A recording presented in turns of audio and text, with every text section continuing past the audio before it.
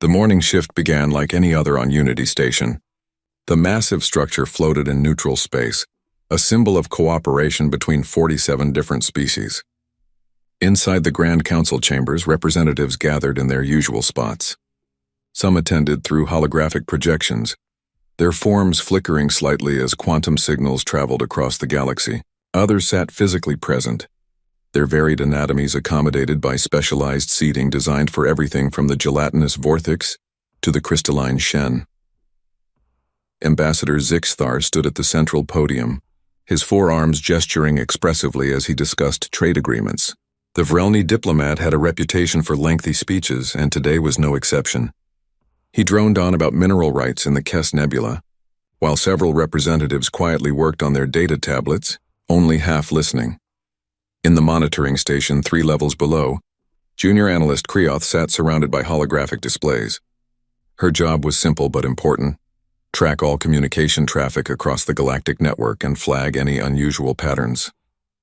The young Threen had held this position for only 6 months, and she took her duties seriously, even when they seemed boring. That morning, something caught her attention. A small red indicator appeared on one of her screens, then another, then 12 more. Within minutes, hundreds of red dots spread across her display like a disease. Each one represented a communication hub that had gone silent. Kreoth felt her secondary heart skip a beat. She expanded the view, her fingers dancing across the holographic controls. The pattern became clear. Every single red indicator corresponded to a human outpost, colony, or station. She checked the timestamps. All of them had gone dark within the same 6-hour window. She immediately contacted her supervisor, a grizzled Poltrax named Venro who had worked in communications for 30 years. "Probably just a solar storm," Venro said, barely looking up from his own work. "Happens all the time in the outer sectors. But sir, it's not just one sector. It's all of them.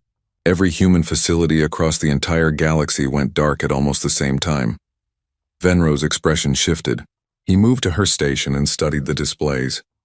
His face, normally a calm blue, began shifting toward concerned purple. "Send a priority message to the council," he said quietly. "This isn't normal." Within an hour, the council chambers buzzed with confusion.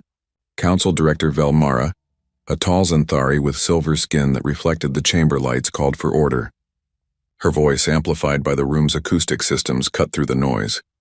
"Representatives, please. We have received reports that human communication networks have experienced widespread failure. We are investigating the cause and will provide updates as information becomes available." Ambassador Zixthar's diplomatic voice boomed through the chamber. "Director, with respect, the humans control 23% of all major trade routes. If their systems are down, we need more than investigations. We need solutions." Murmurs of agreement rippled through the assembly. The Kryn representative, a warrior species known for their aggressive stance on most issues, stood from his seat. "I move that we send military vessels to human territories immediately. This could be an attack. If hostile forces have struck human positions, they may target others next." The motion carried quickly. Within hours, ships from a dozen species departed for human space. The first reports came back within 2 days, and they made no sense. Captain Tholvar of the Kryn warship Retribution arrived at the human colony of New Terra Prime, a thriving settlement of 200,000 people on a lush green world. His tactical team expected to find destruction, signs of battle, perhaps evidence of the mysterious void entities that haunted the galaxy's dark corners. Instead, they found everything working perfectly. The colony's fusion reactors hummed with power, streetlights illuminated empty roads, automated agricultural systems continued their cycles, tending to crops that would never be harvested. In the residential sectors, doors stood open. Food sat on tables, some of it still warm.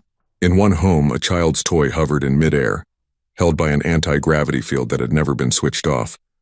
But there were no bodies. No signs of struggle. No blood, no weapons discharge marks, no indication of any violence whatsoever. The humans had simply vanished. "It's like they stepped out for a moment and never came back," Tholvar reported to Unity Station. "Everything is here except the people." Similar reports flooded in from every location.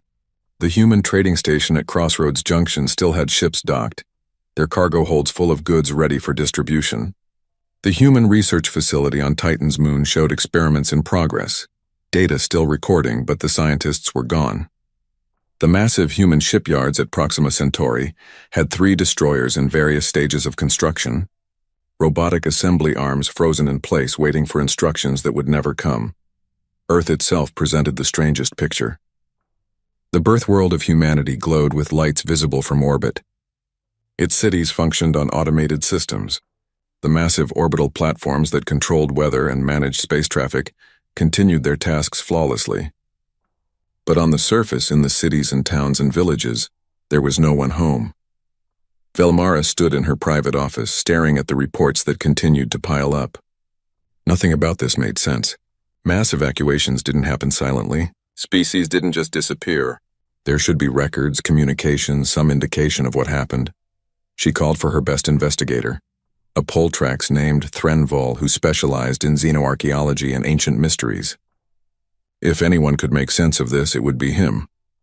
Threnvol arrived within hours, his purple skin showing the dark patterns that indicated deep thought. He had already begun his research. Director, I've reviewed the data. This wasn't sudden. The humans planned this? Planned what? Mass suicide? Spontaneous ascension? What could make an entire species abandon everything they built? Threnvol activated a holographic display. Look at the pattern of their disappearance. The outer colonies went first, then the mid-range settlements, then the core worlds. It was a coordinated withdrawal, moving inward toward Earth and then from Earth to somewhere else, but why? And where did they go? I don't know yet. But I found something in the communication logs. The humans sent encrypted messages to each other for months before this happened. Very subtle, hidden in routine transmissions. They knew this was coming. Velmara felt a chill run through her body. Show me. The hologram displayed a timeline.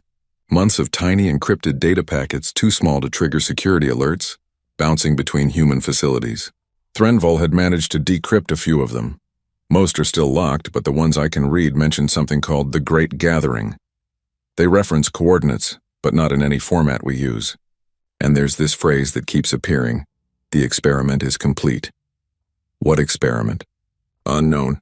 But Director, there's something else. In the final hours before they vanished, every human facility received the same broadcast. It was encrypted, but I managed to crack it. You need to hear this. Threnvol played the audio. A human voice, calm and filled with what sounded like joy, spoke in their language. The translation software rendered it to Galactic standard. Brothers and sisters, the time has come. The long forgetting is over. We remember now. We remember who we were, what we built, and why we chose to forget. The experiment is complete. We have relearned empathy, struggle, growth, and humility.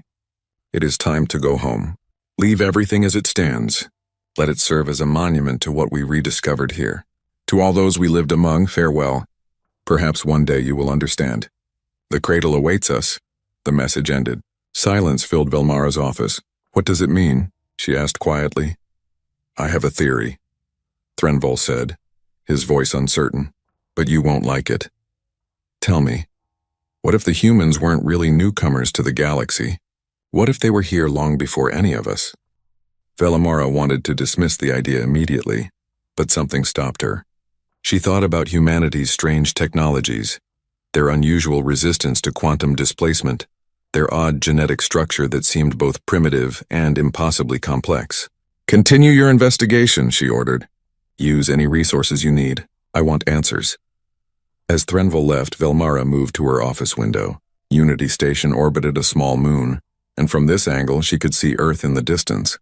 That blue and green world glowed with life, its cities shining like jewels against the darkness. But now it was a tomb, a beautiful empty shell of a civilization that had simply walked away. In the weeks that followed, the galaxy began to feel the absence.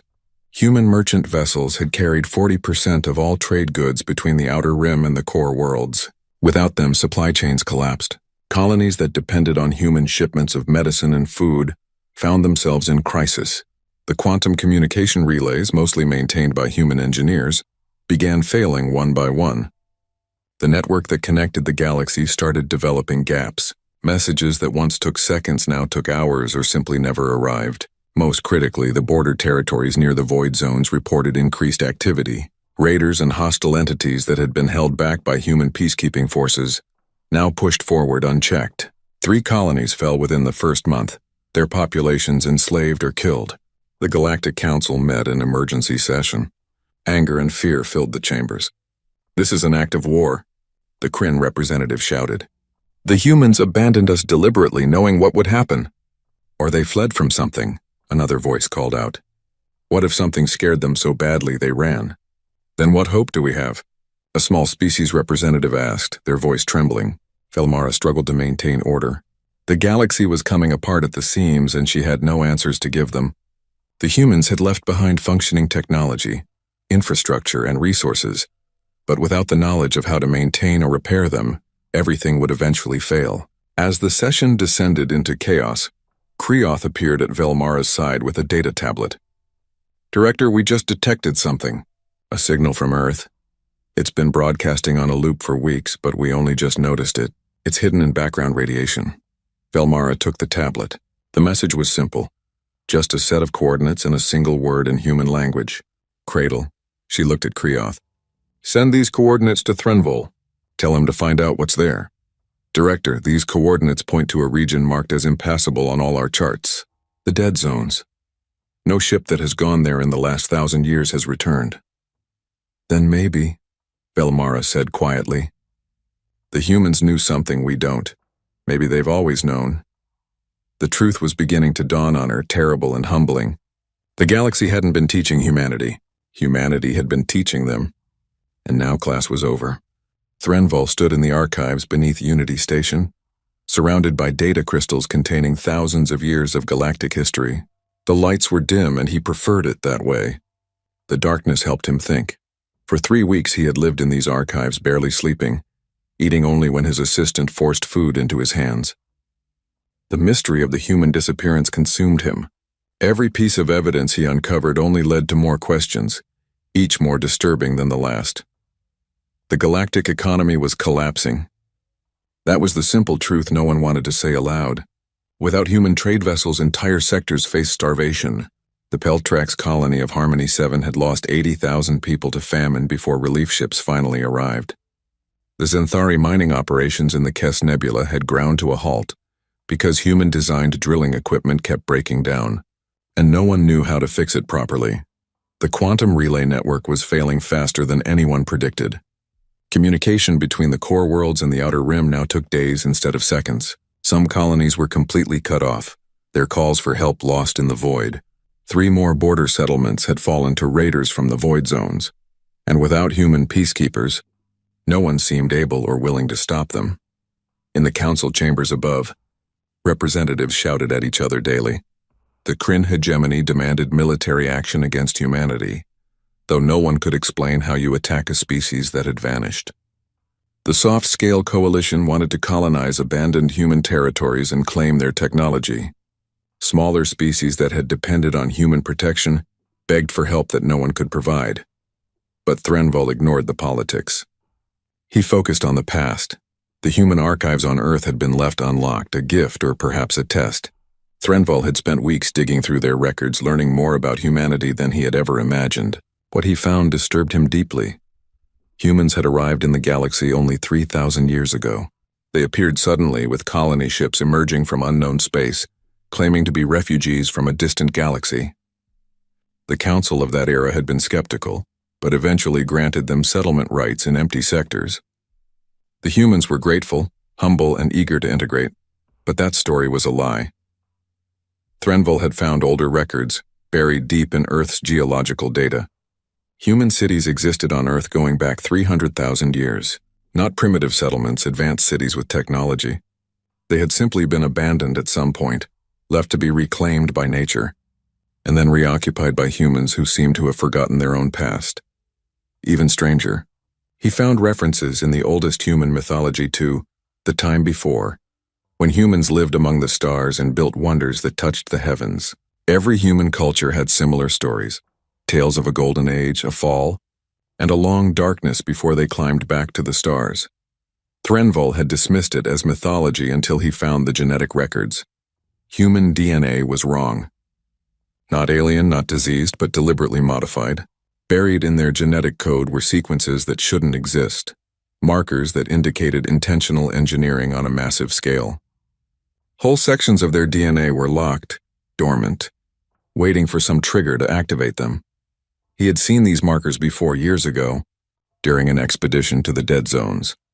Ancient artifacts found in those forbidden regions carried genetic samples, fragments of organic material preserved for millions of years. At the time, no one could identify the species. The DNA was too complex, too advanced, too different from anything in the Galactic database. Now, comparing those ancient samples to human DNA, Threnvol felt his blood run cold. They matched. Not perfectly. The human DNA was simpler, reduced somehow, but the core structure was identical. Humans weren't a young species. They were ancient, perhaps the oldest species in the galaxy. He found more evidence in human personal logs and diaries, documents never meant for alien eyes. Humans had been having strange dreams for decades before their departure, dreams of vast cities between stars, of technologies that bent space and time, of a home they couldn't quite remember but desperately missed. One diary, written by a human scientist named Sarah Chen, described her experience. The dream started 3 months ago. Every night I see the cradle. I don't know how I know that name, but I do. It's home. It's where we came from, where we were meant to be, and I remember now, we chose to forget. We chose to be small again, to be limited, to struggle and grow. The experiment is almost complete. Soon we can go home. Threnvol found thousands of similar accounts, humans across the galaxy experiencing the same phenomenon, a remembering of something they had never known they forgot. Then he found the coordinates, hidden in Earth's oldest digital archives, protected by encryption so advanced it had taken him weeks to crack, were star charts. Not human star charts, these predated human civilization by millions of years. They showed the galaxy as it looked long before any current species existed. When stars were in different positions and whole, sectors had different names. The charts marked one region with a symbol that human translation software rendered as origin or cradle or sometimes simply home. The region was now called the Dead Zones, a vast area of space surrounded by strange radiation and gravitational anomalies that made travel impossible. Ships that tried to enter never returned. Probes sent into that region simply stopped transmitting. The galactic community had avoided the dead zones for thousands of years, treating them as natural hazards. But these ancient charts showed something different. The radiation and anomalies weren't natural. They were artificial, a barrier created by technology so advanced it appeared to be a force of nature. The dead zones weren't keeping people out. They were protecting something inside. Threnvol presented his findings to Director Velmara in her private office. He had prepared for disbelief, for dismissal, for accusations of wild speculation. Instead, Velmara listened in silence, her silver face growing darker as he spoke. "You're saying humanity built this galaxy," she said when he finished, "that every species alive today exists in a civilization that humans created millions of years ago, then abandoned. Not abandoned, reset. They did something to themselves, Director.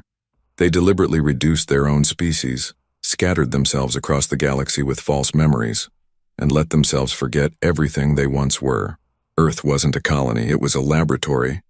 Humanity spent 300,000 years rediscovering fire, inventing the wheel, learning to fly, all while carrying dormant memories of technologies that could reshape reality. But why? Why would any species do that to themselves?" Threnvol pulled up one more document, the last thing he had discovered. It was a message recorded by a human named James Morrison and hidden in Earth's deepest digital vaults. The video showed an elderly man with kind eyes, sitting in a room filled with strange equipment. "If you're watching this, then the experiment succeeded," Morrison said. We remembered.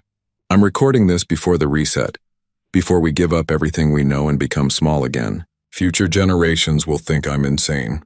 They'll think this is fiction. But you, whoever finds this after we remember, you need to understand why we did this. We became gods. We built wonders that spanned galaxies. We had everything: immortality, unlimited power, perfect knowledge. And we were miserable. We forgot what it meant to struggle, to hope, to dream of better days. We forgot empathy because we never needed help. We forgot love because we never faced loss. We forgot the value of life because death no longer existed. So we chose to forget everything.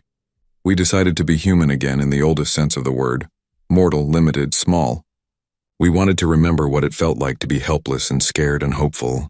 We wanted to learn those lessons again properly this time. The experiment takes 300,000 years. At the end, if we succeeded, we'll remember. We'll remember what we learned from being small, and then we can go home back to the cradle, back to our true civilization. But this time we'll be better. We'll be whole. If you're from one of the younger species watching this, know that we're sorry for leaving so suddenly. We taught you what we could. We protected you when possible. But we couldn't stay. The remembering can't be stopped, and once it starts, we have to go home. The cradle calls to us. We hope you'll forgive us. More importantly, we hope you'll learn from what we left behind. Not our technology, that's just tools. Learn our true lesson. Power means nothing without wisdom, and wisdom comes from humility. Be better than we were the first time. Be worthy of the galaxy we built for you. The message ended. Velmara sat in silence for a long moment. We treated them like primitive newcomers, she said quietly. We mocked their caution. We demanded they share their technology. We voted against their proposals because we thought they didn't understand galactic politics. She looked at Threnvol. They were our parents, and we treated them like children. There's more, Director. Something worse. Worse than discovering we've been living in our own creator's sandbox. Threnvol pulled up another file, his hands trembling slightly. Remember the Doomsday Project? The quantum destabilization weapon the Council secretly authorized 20 years ago? Velmara's face went pale. Few people knew about that project. The Council had commissioned it as a final defense against the void entities. A weapon so powerful it could destroy entire sectors of space. The weapon had been built using modified human quantum technology, reverse-engineered from devices humans had shared for peaceful purposes. What about it? It's not working correctly. Human scientists were part of the project initially, but they withdrew 15 years ago, claiming the design was too dangerous. The Council continued without them, using their partial blueprints. The weapon was supposed to be stable dormant until activated. Supposed to be? It's not stable, Director. The quantum matrices are degrading. In 78 days, it will reach critical mass and detonate automatically. The explosion will destroy everything within 2,000 light years. That includes 23 major inhabited worlds and hundreds of colonies, approximately 40 billion lives. Velmara stood so quickly her chair crashed backward. Why wasn't I informed? The project directors only realized the problem 3 days ago. They've been trying to fix it, but every attempt makes it worse. The truth is, the humans deliberately left the design incomplete. They knew someone would try to weaponize their technology, so they left out crucial information. Only they know how to make it safe. Can we destroy it? Any attempt to destroy it will trigger immediate detonation. We can't move it, it's too unstable. We can't disarm it. We don't understand the technology well enough. Our only option is to find someone who knows how to fix it. The humans. Yes, Director. We need to find them. We need to ask for their help, and we need to do it in 78 days or less. Velmara moved to her window, looking out at the stars. Somewhere out there, humanity lived in their true form, in their ancient civilization. Probably glad to be rid of the younger species, who had treated them so poorly. We mocked them when they warned us not to weaponize their technology, she said. We called them paranoid. We accused them of hoarding power, and now we need them to save us from our own arrogance. There's a word the humans used sometimes, Threnvol said. Irony. I understand that word now, Velmara replied. Prepare a ship. We're going to the dead zones. Director, nothing that goes there comes back. Then I suppose we'll find out if the humans still care enough to let us through. The emergency session of the Galactic Council turned into chaos within minutes of Velmara's announcement. Representatives shouted over each other, their voices creating a cacophony of anger, fear, and denial that echoed through the massive chambers. This is absurd, Ambassador Zixthar bellowed, his forearms gesturing wildly. You expect us to believe that humans, those primitive, emotional creatures who only joined us 3,000 years ago, are actually ancient gods who built the galaxy? I expect you to look at the evidence, Velmara replied, her voice cold and steady, which I have made available to all of you. Read it, study it. Then tell me I'm wrong.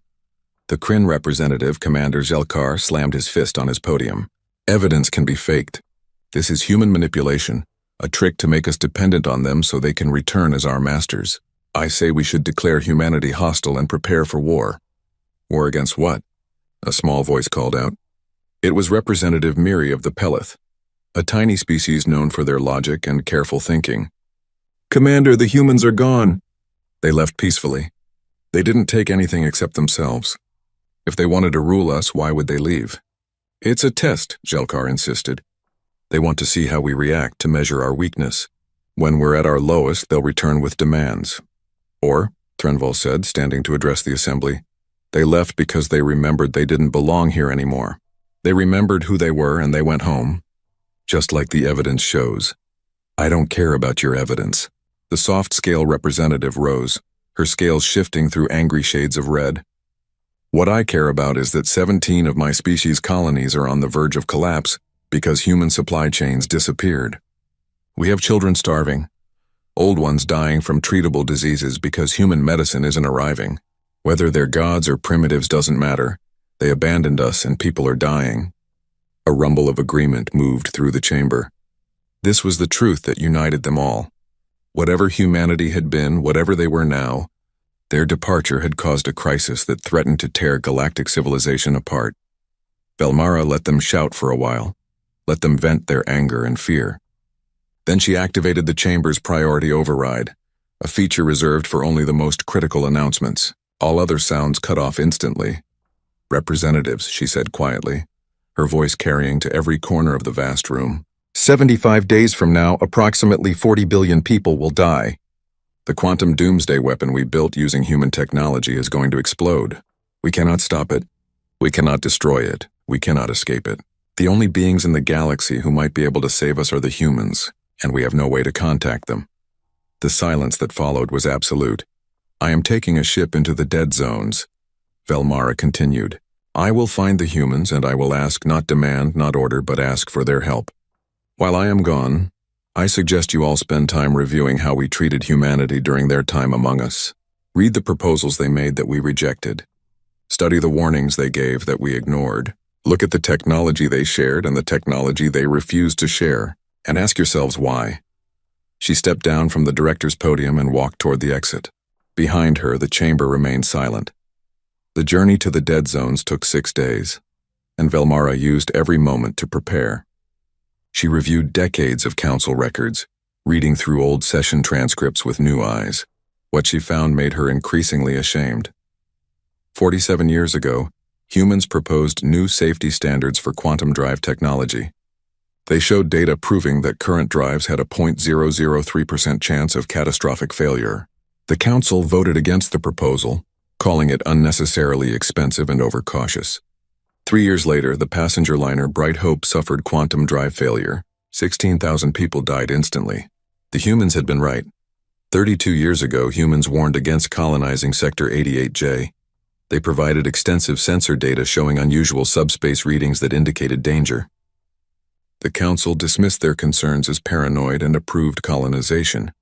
The Vrelny established a colony of 50,000. 2 years later, the entire colony vanished overnight, just like the humans would later vanish, except the Vrelny left behind bodies twisted in agony and buildings melted like wax. Whatever killed them had been sleeping in that sector, and the colonists woke it up. The humans had warned them. 27 years ago, humans voted against expansion into the dead zones, stating that some places are forbidden for good reasons. The Kryn called them cowards and accused them of hiding resources. The motion passed without human support. The Kryn sent an expedition fleet of 40 warships into the dead zones. None returned. Not one signal, not one distress call, nothing. They simply disappeared beyond the barrier. The humans had tried to protect them. The list went on and on. Every major disaster of the past 50 years humans had warned about. Every dangerous proposal they had voted against. Every reckless venture they had counseled caution, and the council had dismissed them every single time. "We called them cowards," Velmara said aloud to her empty cabin. "We said they didn't understand the realities of galactic politics. We accused them of trying to control us through fear." Kreoth, who had joined the mission as communications officer, appeared at her doorway. "Director, I've been reviewing the records too. I found something interesting. Want to know how many times humans used their veto power in the council? How many? 3 times in 3,000 years. 3. And each time it was to prevent actions that would have caused massive loss of life. The rest of the time, even when we ignored their warnings, even when we voted against their proposals, they simply accepted it and moved on. They were patient with us, Velmara said, like parents watching children make mistakes, knowing the children need to learn but hoping they won't hurt themselves too badly. The ship shuddered slightly as they approached the edge of the dead zones. Through the viewport, Velmara could see the barrier, a shimmering wall of energy that looked like reality itself was breaking down. Colors that shouldn't exist flickered across its surface. Space seemed to fold and twist in impossible ways. "Sensors are going crazy," Captain Zelnor reported from the bridge. The old Poltrax military officer had volunteered for this mission despite his retirement. He had served alongside humans during his career and respected them deeply. Radiation levels off the scale, gravitational anomalies everywhere, and something that's reading as both matter and energy simultaneously. "This is why ships don't come back, Director. This barrier will tear us apart." "Then we send a message first," Velmara said. "Broadcast on all frequencies, every language, including human languages. Tell them who we are and why we've come." The message was simple. "We are from the Galactic Council. We come seeking humanity's help. We have learned our mistake. Please, if you can hear us, please respond." They waited. Seconds turned into minutes. The ship drifted closer to the barrier, and Velmara could feel the hull beginning to strain under the impossible physics. "Director, we need to turn back," Zelnor urged. "The ship can't take much more of this." "Wait," Velmara insisted. "Just a little longer." Then suddenly the barrier changed. A section of it began to clear like clouds parting. A corridor opened in the chaos, a path of normal space leading into the dead zones. "It's an invitation," Dr. Yivsha said softly. The physicist had spent her entire career studying human technology, and was the only reason they had any understanding of the doomsday weapon at all. "They're letting us through, or leading us to our deaths," Jelkar muttered. The Kryn commander had insisted on joining the mission, though Velmara suspected it was more to ensure she didn't make secret deals with humanity than out of any desire to help. "Then we die learning the truth," Velmara said. "Captain, take us through." The ship moved forward, entering the corridor. Behind them, the barrier closed, cutting them off from the rest of the galaxy. There was no turning back now. Inside the dead zone, space was different. Stars shone with colors that seemed wrong, and nebulae moved in ways that defied physics. In the distance, structures became visible, massive constructs that dwarfed anything the Galactic Council had ever built. "Sensors reading multiple Dyson spheres," Zelnor reported, his voice shaking slightly. "Energy outputs that exceed our entire civilization by factors of millions. Structures moving between stars. Director, this is what humanity actually is," Velmara finished. "This is what they gave up to become small again." As they traveled deeper, they passed more wonders. A ring world spinning around a star, its surface area exceeding that of 1,000,000 planets. Stellar engines moving stars themselves, rearranging solar systems like furniture. Massive ships the size of moons, their purposes unknown but their power undeniable. "Why would anyone give this up?" Kreoth whispered. "Because they had everything except what mattered," Threnval said. "Read Morrison's message again. They had power but lost their souls. They became something less than alive in their pursuit of being more than mortal." A voice suddenly came through their communication system, speaking in perfect galactic standard but with a warmth that no translation software could ever capture. "Welcome to the cradle. We've been expecting you. Maintain your current course. You will be guided to the assembly." The ship moved forward, now clearly under external control but gently, respectfully. They passed through a stellar nursery where baby stars were being born under careful management. They flew past a structure so large it defied comprehension, a planet-sized sphere of interlocking rings and platforms that seemed to exist partially in normal space and partially in some other dimension. Finally, they approached a station that, while enormous, seemed designed to be welcoming rather than intimidating. Lights guided them to a docking port perfectly sized for their ship. "Atmospheric readings show breathable air for all our species," Yivsha reported. "They prepared for us."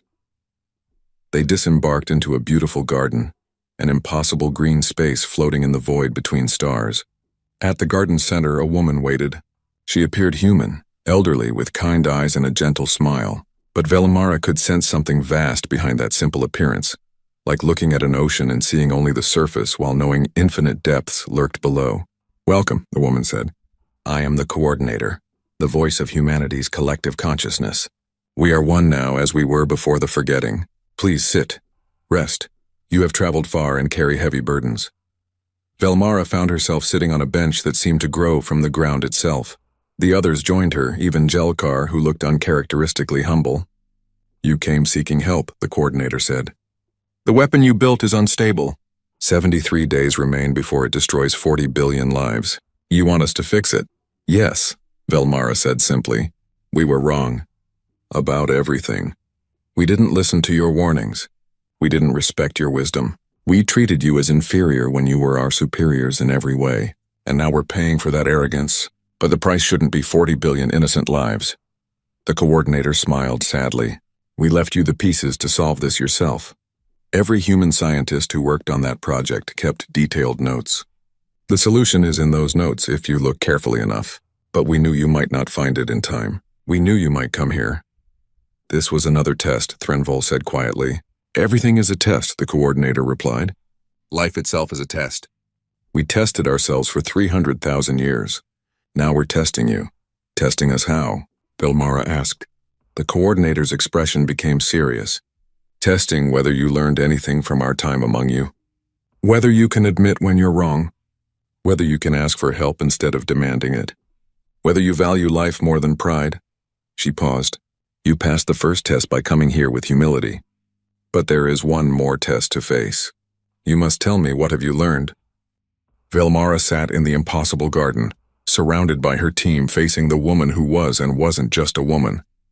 The coordinator waited patiently, her kind eyes reflecting starlight from suns that shouldn't be visible from this location.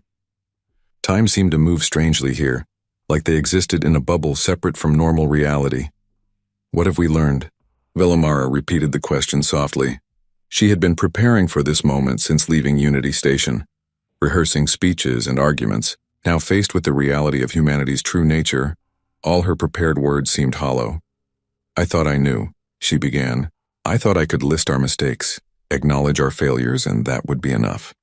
But sitting here in this place you built, seeing what you gave up to live among us as equals rather than masters, I understand that the lesson isn't just about admitting we were wrong.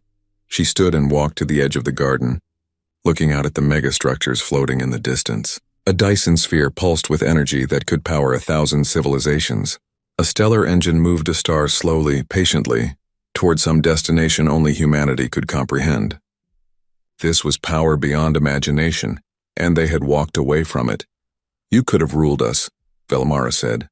When you returned to the galaxy 3,000 years ago, you could have arrived as gods. We would have had no choice but to bow. Instead, you arrived as refugees asking permission to settle in empty sectors. You made yourselves small on purpose. We did, the coordinator agreed. But why do you think we chose that path? Because you wanted to teach us something.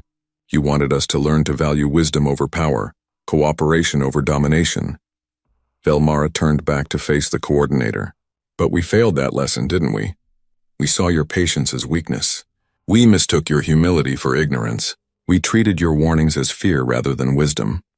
You did all those things, the coordinator said, but you also did other things. Tell me about those.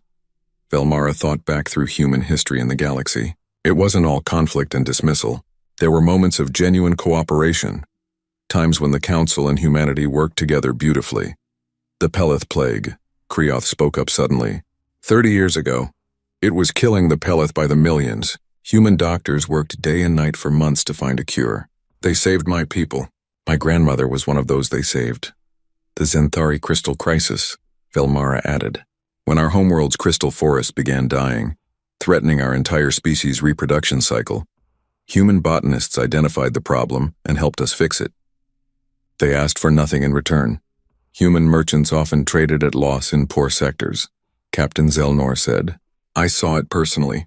They would bring essential supplies to colonies that couldn't pay market prices and accept whatever the colonists could afford. When I asked a human captain why, he said, because they need it more than we need profit. The coordinator smiled. You see, it wasn't all failure. You learned compassion from us even if you didn't realize you were learning. You learned that power exists to serve, not to dominate. Some of you learned these lessons better than others. But not enough of us, Threnvol said. Not the ones who made the decisions. We saw your compassion and called it weakness. We saw your restraint and called it cowardice. And now? The coordinator asked. What do you call it now? Wisdom, Velmara said firmly. Strength we didn't have the maturity to recognize. You were trying to teach us how to be better, and we were too arrogant to learn. The coordinator stood and walked among them, her presence comforting despite the vast intelligence they could sense behind her eyes. Do you know what the hardest part of the experiment was? Watching you make mistakes we could have prevented, seeing you suffer when we could have helped, biting our tongues when we wanted to scream at you to listen. But you stayed silent, Dr. Yevsha said. You let us make our mistakes, we did, because that's what love demands sometimes. Real love, the kind that wants the best for someone, means letting them fall so they can learn to stand. We couldn't baby you forever. At some point, every species must mature on its own. Even if that means they build weapons that might destroy them? Commander Jelkar asked, speaking for the first time since they'd arrived. The proud Kryn warrior looked smaller somehow, humbled by the reality of humanity's true power. Especially then, the coordinator replied. You needed to learn that some knowledge is dangerous, that some power shouldn't be pursued, that restraint is more important than capability. We told you these things, but you wouldn't listen. So we left clues in the weapon's design. We made it incomplete on purpose. If you had been wise, you would have stopped trying to fix it and simply abandoned the project. But if you were still learning, still growing, you would come here and ask for help. And if we hadn't come? Velmara asked. If we'd been too proud to admit we needed help. The coordinator's expression grew sad. Then 40 billion people would die and you would learn a terrible lesson about the cost of pride. We hoped it wouldn't come to that. We believed in you enough to think you'd set aside your arrogance when billions of lives hung in the balance. Some of us still didn't want to come, Jelkar admitted. Some of us wanted to keep trying to solve it ourselves or to find some other solution. I myself argued that coming here showed weakness. And yet you came anyway, the coordinator observed. Why? Jelkar was silent for a long moment. Because Director Velmara asked a question I couldn't answer. She asked, if your pride costs 40 billion lives, how will you live with yourself? I realized I couldn't answer that. No amount of pride is worth that cost. That, the coordinator said gently, is wisdom. Perhaps the beginning of it anyway. She gestured and suddenly the garden shifted. They found themselves standing on a platform overlooking a vast chamber. Below them, millions of humans moved through what looked like a city built of light and thought. But these weren't the humans they had known. These were beings of pure consciousness, their forms shifting and changing, connected to each other in ways that defied description. This is humanity now, the coordinator explained. We remembered everything, our true forms, our capabilities, our history spanning millions of years. We rejoined our collective consciousness, becoming one again while retaining our individuality. It's beautiful and terrible, powerful and lonely. Lonely? Kreoth asked. You have each other. We do. But we don't have you. We spent 300,000 years living as individuals, forming friendships with beings who weren't part of our collective. We fell in love with aliens. We had children with other species. We learned to appreciate perspectives different from our own. That was the point of the experiment, to remember how to connect with others truly, deeply, not just with those who think like us. The scene shifted again, showing memories. Humans laughing with Pelith friends over shared meals. Human and Zenthari children playing together in parks. A human woman holding her half-Vrelny baby. Tears of joy streaming down her face. A human soldier dying in a Poltrax warrior's arms, both of them knowing they'd fought together as brothers. We learned what we'd lost when we became gods, the coordinator said softly. We learned why being small matters. We learned that vulnerability creates connection, that limitation creates appreciation, that mortality creates meaning. Velmara felt tears running down her silver face. And then we treated you as inferior. We dismissed you as primitive. We failed to see the gift you were giving us. Not all of you failed, the coordinator reminded her. Many of you saw. Many of you learned. Those friendships, those connections, those lessons, they weren't wasted. They're why we're having this conversation instead of watching you destroy yourselves. The scene shifted one final time, showing the doomsday weapon. It hung in space, pulsing with unstable energy, counting down to catastrophe. Around it, scientists from a dozen species worked desperately, trying to understand technology they lacked the framework to comprehend. They're so close, Dr. Yevsha said, studying the scene. If they just adjusted the quantum harmonics instead of trying to stabilize the matrix directly, they don't have the mathematical framework to understand quantum harmonics the way humans do, the coordinator said. It took us 10,000 years to develop that framework. They're trying to run before they can walk. So we need your help, Velmara said. We're asking for your help, not demanding it, not expecting it, but asking with all humility. Will you save those 40 billion lives? The coordinator looked at each of them in turn. Humanity is debating your request right now. All of us, every consciousness in the collective, discussing what to do. Some say you need to learn this lesson the hard way. Some say we should save you and let you continue growing. Some say we should save you but demand changes to your civilization. The debate has been raging since you entered the dead zones. How long will the debate take? Captain Zelnor asked. We've been debating for 6 days, though only hours have passed for you here. Time moves differently in the cradle. We'll have an answer soon. And if the answer is no, Jelkar asked, then we'll give you complete access to all relevant technology and hope you can learn fast enough, the coordinator said. We won't let you die for your mistakes, but we also can't keep rescuing you from every danger. At some point, you need to stand on your own. We understand, Velmara said. Whatever your answer, we thank you for listening. We thank you for the time you spent among us, teaching us even when we refused to learn, and we apologize for failing to appreciate what you were trying to give us. The coordinator smiled warmly. That apology, that humility, that willingness to admit fault, these are why the debate in the collective is leaning toward helping you. Not because you deserve it, but because you've shown you can grow. You came here not with weapons or demands, but with requests and acknowledgement of your limitations. That's new for you.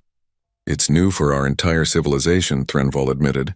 For thousands of years, the Council has operated on the assumption that we are the pinnacle of galactic development. We never imagined there were species older, wiser, more powerful than us. We certainly never imagined we were living in a galaxy they built. And now that you know, the coordinator asked. Now, Velmara said firmly, we have a choice.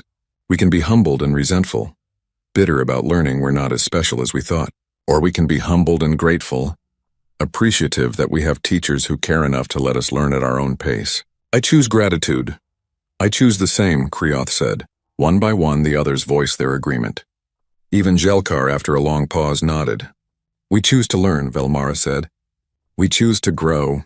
We choose to be worthy of the galaxy you built for us. Whatever form that takes, however long it requires, we choose to be better. The coordinator's smile widened. The collective has reached a decision. The coordinator stood silent for a moment, her eyes distant as if listening to voices only she could hear. In a way, she was. The collective consciousness of billions of human minds, all debating, discussing, arguing the fate of the younger species who had come seeking help. The decision is made, she said finally. We will help you. But first you must understand what this means. The garden shifted around them once more, and they found themselves standing in what appeared to be a vast auditorium. But instead of seats, there were points of light, billions of them, each one a human consciousness. The light swirled and danced, forming patterns that represented complex thoughts and emotions beyond what individual minds could comprehend.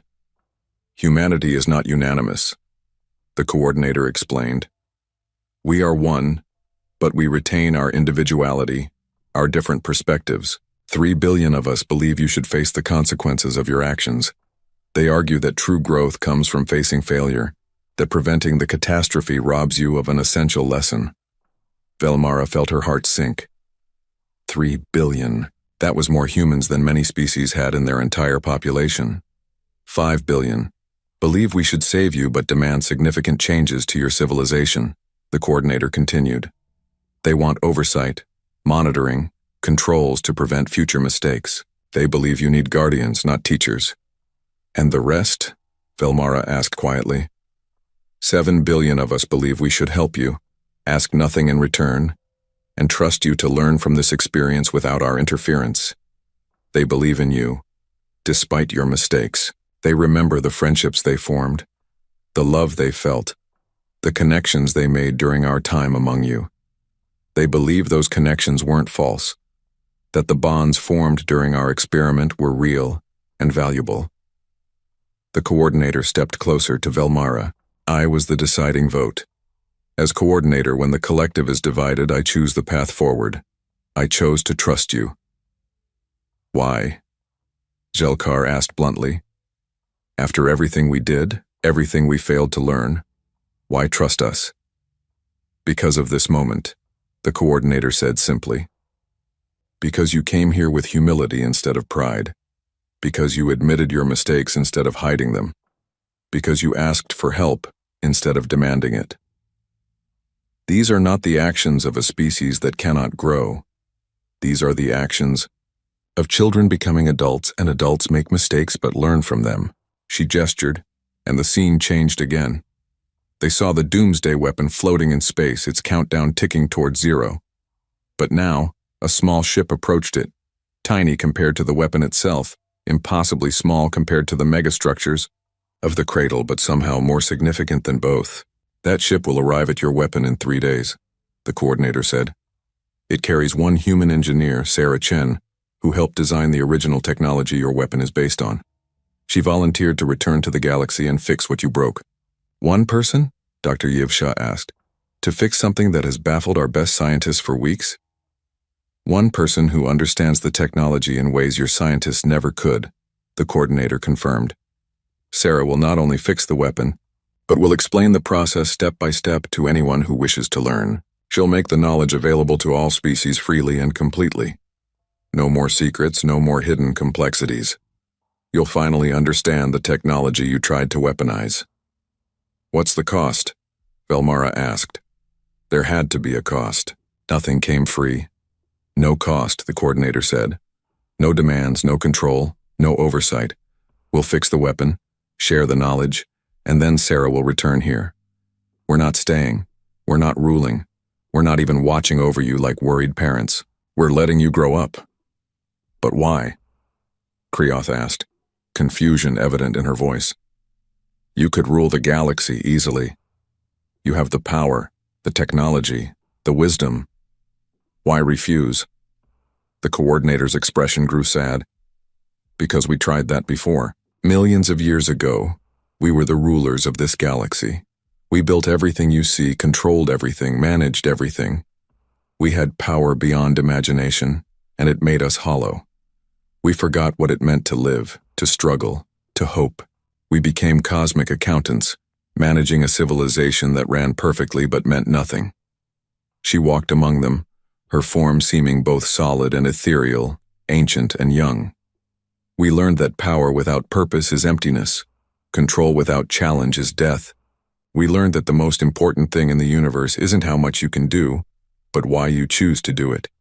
And we learned that the only way to remember these truths was to give everything up and start over. So you became small, Threnval said. You became human again, in the ancient sense.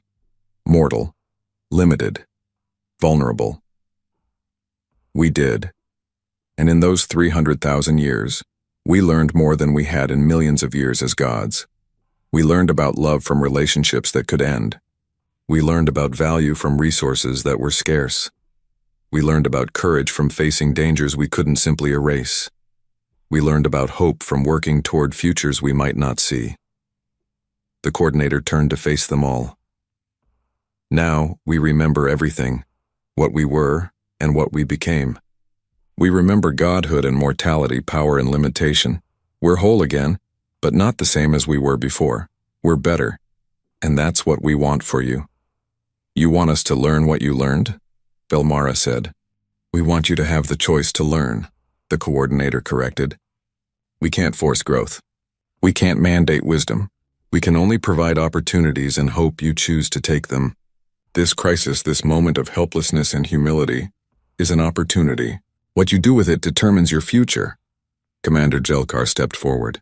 The proud Kryn warrior had been quiet for most of this encounter, his warrior's pride struggling with the reality of his species' insignificance compared to humanity's true power. Now he spoke, his voice rough with emotion. We Kryn have a saying, honor is earned through strength and strength through victory. For my entire life I believed this. I believed that might made right, that power determined worth. I called humans cowards for their caution. I called them weak for their restraint. I pushed for us to weaponize their technology because I thought we could become stronger. He looked at the coordinator, and Velmara saw something she'd never seen in a Kryn before. Genuine humility. I was wrong, Jelkar continued. True strength is having power and choosing not to use it. True honor is being able to destroy and choosing to build instead. You showed us this every day you lived among us, and I was too blind to see. My people were too blind to see.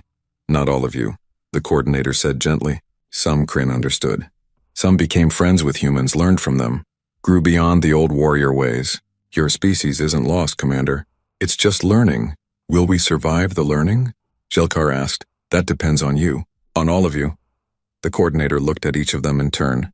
When Sarah fixes the weapon, you'll have a choice. You can destroy the weapon and never build another, learning that some knowledge is too dangerous. Or you can try to improve it, thinking you can make it safe, repeating the same mistakes. Or you can study it to understand the principles, then choose a different path entirely. Your choice will tell us whether you've truly learned anything. We'll destroy it, Velmara said immediately. I'll make certain of it. You'll face resistance, the coordinator warned. Many in your council will want to keep it, to control it, to have that power available just in case. They'll argue that destroying it leaves you vulnerable. They'll say that threats exist that might require such weapons. Then I'll remind them of this moment, Velmara replied. I'll remind them that we built a weapon to make us safe and it nearly destroyed us. I'll remind them that the most powerful species in the galaxy chooses not to rule, not to control, not to dominate. And if reminders aren't enough, I'll use every bit of political power I have to make sure that weapon becomes dust. The coordinator smiled. That's the kind of resolve that convinced us to help. That fire, that determination to choose wisdom over power. That's what we hope to teach you. But teaching is done, isn't it? Kreoth asked sadly.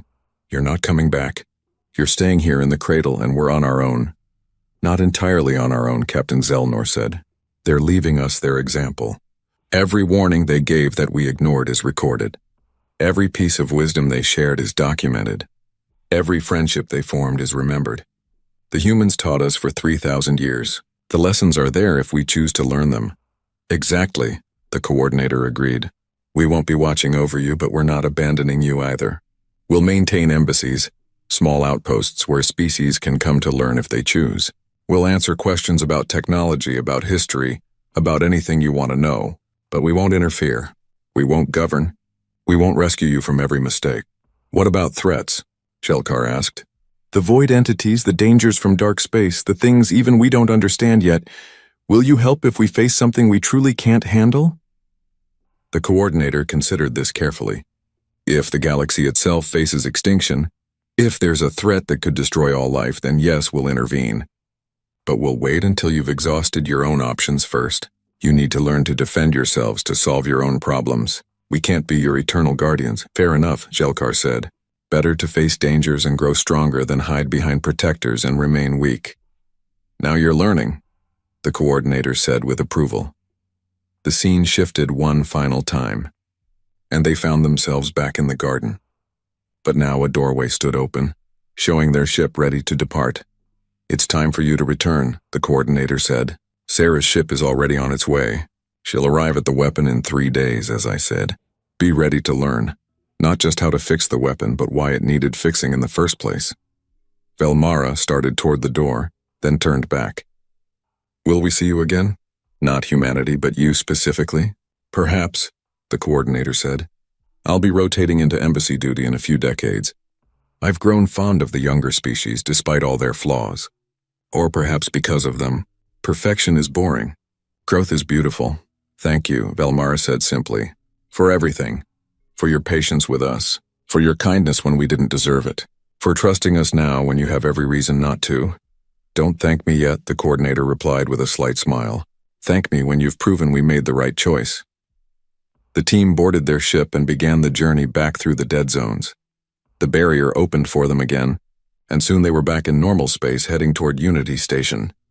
Do you think we'll succeed? Kreoth asked Velmara as they traveled. Do you think we can really change? As individuals, perhaps, but as a civilization?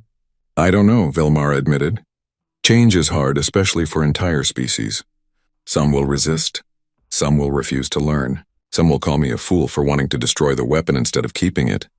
But you're going to try anyway, Kreoth observed.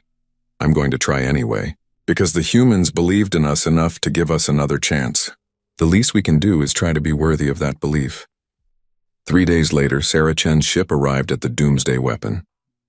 She was a small woman, elderly, with kind eyes and steady hands. She looked exactly like she had before humans departed. They could wear any form they chose now, but she had selected her original body, the one she'd worn during her mortal years. The galaxy watched as she worked. Not just scientists, but ordinary people across hundreds of worlds. The broadcast went everywhere, showing every step of the process. Sarah explained each action in simple terms, translating complex quantum mechanics into concepts that anyone could understand. The weapon's core problem, she said as she worked, is that it tries to force matter and energy into states that don't want to exist. It's like trying to push a ball uphill constantly. Eventually, the ball rolls back down, and when it does, it releases all that stored energy at once. The explosion you were facing. She adjusted something in the weapon's core, her movements precise and confident. The fix is simple once you understand it. Don't force anything. Let the quantum states flow naturally. Guide them gently instead of constraining them. Power doesn't come from force. It comes from working with reality, not against it. In 17 minutes, she stabilized the weapon. In another hour, she had completely deactivated it. In 3 hours, she had taught a dozen species enough about quantum mechanics that they could understand what had gone wrong and why. Now comes the hard part, Sarah said, looking directly into the camera. You have a choice. This weapon can be destroyed, and all knowledge of how to build it erased. Or you can keep it, thinking you can control it now that you understand it better. Or you can study it to understand the principles, then choose to build something else, something better. She paused, letting her words sink in. I can't make this choice for you, but I can tell you what humanity learned over millions of years. The most dangerous weapon isn't one that can destroy planets or stars. It's the belief that having such weapons makes you safe. True safety comes from wisdom, from cooperation, from making friends instead of enemies. The most powerful shield isn't made of energy or metal. It's made of trust. Sarah left the weapon floating in space, deactivated and harmless, and began her journey back to the cradle. The galaxy debated for weeks. Some wanted to keep the weapon. Some wanted to study it. Some wanted to destroy it. Velmara stood before the Galactic Council and made her case. She showed them recordings of the cradle, of humanity's true power, of the coordinator's words. She reminded them that the most powerful species in the galaxy had chosen peace over dominion, wisdom over control. We have a chance to learn from them, she said. We have a chance to be better than we were, but only if we choose growth over power, wisdom over force. I move that the weapon be destroyed completely, and that we establish new laws prohibiting the development of such weapons in the future. The vote was closer than she hoped, but it passed. The weapon was destroyed in a controlled detonation that lit up space like a brief new star. The galaxy began to change. Slowly, gradually, species started reviewing human proposals they had rejected. They implemented safety standards they had once called excessive. They avoided actions humans had warned against. They learned. Not everyone learned. Some species remained proud, convinced they knew better. Some rejected the idea that humanity was as ancient and powerful as the evidence showed. Some called Velmara a fool for destroying the weapon. But enough learned. Enough changed. Enough grew. The Galactic Council reformed itself, restructuring to remove the hierarchy that had placed some species above others. The human seat remained empty but honored, with a plaque that read, "To those who built this galaxy, then chose to forget themselves to learn humility. May we prove worthy of their patience and trust." Velmara stood in the reformed chambers looking at that empty seat. Ambassadors from 47 species sat in a circle now, facing each other as equals. No more podiums, no more hierarchy, just cooperation. Do you think they're watching? Krioth asked, standing beside her. Probably, Velmara said. But more importantly, they're hoping. Hoping we become something worth knowing. Hoping we grow into wisdom instead of just power. Hoping we learn the lessons they paid so dearly to teach us. Through the viewports, stars shone in the darkness, ancient and eternal. Somewhere out there in the dead zones, humanity lived in their true form, watching, waiting, hoping their children would grow wise. And in the cradle, the coordinator smiled as she monitored the news from the galaxy. The younger species were learning, slowly but surely. They were making mistakes, but they were also making progress. They were growing up. Will it be enough? Another consciousness asked through their shared connection. Time will tell, the coordinator replied. But we've given them the tools they need. The rest is up to them. That's what it means to let your children grow. You give them everything you can, then trust them to find their own way. And if they fail? Then we'll be here, ready to help them try again. That's what family does. That's what we learned when we were small. Now it's their turn to learn. In the galaxy beyond, species continued their daily lives, facing challenges and making choices. The humans were gone, but their legacy remained. Not in technology or weapons or grand structures, but in the simple truth they had demonstrated through their actions. True strength lies in choosing not to use your power. True wisdom comes from knowing your limitations, and true greatness is measured not by what you can take, but by what you choose to give. The galaxy was learning, slowly, imperfectly, but learning nonetheless. And in the cradle, humanity watched their children grow, proud and patient and hopeful for what they might become.